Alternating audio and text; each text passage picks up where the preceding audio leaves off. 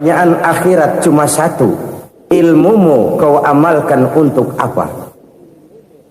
Kalau saudara diberikan umur yang panjang, pengadilan akhirat juga bertanya satu, umurmu kau habiskan di mana? Tapi kalau saudara diberikan harta, pengadilan akhirat akan bertanya dua, hartamu kau dapat dari mana, kau belanjakan kemana? Dari mananya ditanya dan kemananya juga ditanya.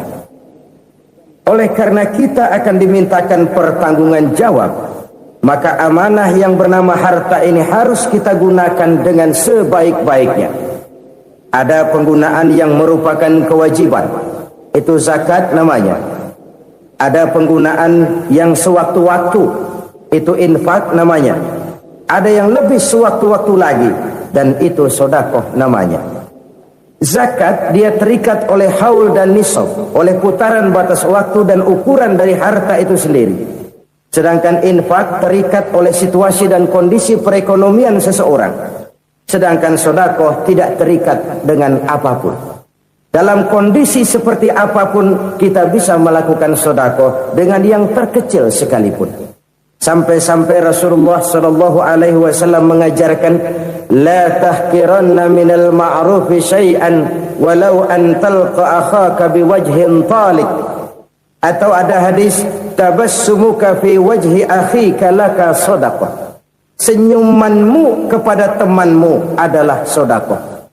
Jadi untuk melakukan sedekah tidak harus dalam berbentuk uang. Dengan ilmu kita bisa sedekah, dengan tenaga kita bisa bersedekah, dengan pikiran kita bisa bersedekah, bahkan senyum kepada teman itu pun sedekah.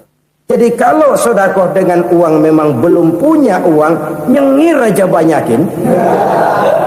Itu asal pada tempatnya, jangan lalu ketemu tiang listrik cengengesan.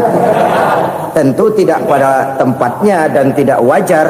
Nah, sedekah yang paling dicintai Allah adalah sedekah yang disembunyikan. Artinya jauh dari sifat riya. Kan kadang-kadang ada orang sedekah itu disebutkan namanya. Apa tidak bagus? Kalau memang niatnya ikhlas, ya bagus-bagus saja. Untuk memberikan sugesti kepada yang lain. Si Fulan bin Fulan nyumbang sekian, diumumkan. Boleh kalau niatnya untuk memberikan rangsangan kepada yang lain supaya dia menyumbang lebih besar dari orang tadi. Tapi kalau itu mendatangkan riya, maka sedekah yang paling dicintai Allah adalah sedekah yang disembunyikan. Tangan kiri saja tidak tahu apa yang diberikan oleh tangan kanan. Sedekah yang dilakukan dengan ikhlas akan merupakan perbendaharaan surga, tersembunyi dari pandangan orang lain, tidak seorang pun tahu. Karena memang sikap yang baik adalah melupakan kebaikan dan mengingat kesalahan. Itu salah satu ciri orang bahagia. Orang yang selalu mengingat kesalahannya dan berusaha melupakan segala kebaikannya. Kalau dia akan ada kebaikan, dia tidak bisa ikut, dia merasa rugi karena dia merasa belum pernah berbuat baik. Tapi kalau akan melakukan kesalahan baru, dia ingat kesalahan yang sudah-sudah, sehingga terhalang baginya untuk melakukan satu kesalahan baru. Demikianlah saudara-saudara, bahwa Allah melebihkan rezeki sebagian kita dari yang lain, agar terjadi tolong-menolong dalam kehidupan ini. Jadi kesenjangan yang nature, kesenjangan yang alami, itu sunnatullah. Ada yang kaya, ada yang miskin, ada yang kelas menengah. Nah, kenapa lalu sekarang kita berusaha mengentaskan kemiskinan? Oleh karena adanya kesenjangan struktural. Kalau yang kaya bisa semakin kaya, kenapa yang miskin tidak bisa naik jadi ikut sedikit kaya? Sebab pada dasarnya Islam adalah agama yang sejak turunnya sudah berupaya memerangi kemiskinan. Bahkan dikatakan kemiskinan itu mendekatkan kepada kekufuran. Orang kalau miskin udah dekat banget sama kafir. Gampang menjadi kafir.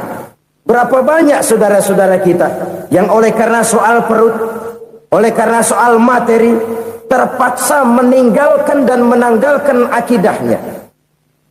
Menjual petunjuk yang diberikan Allah dengan kesenangan dunia.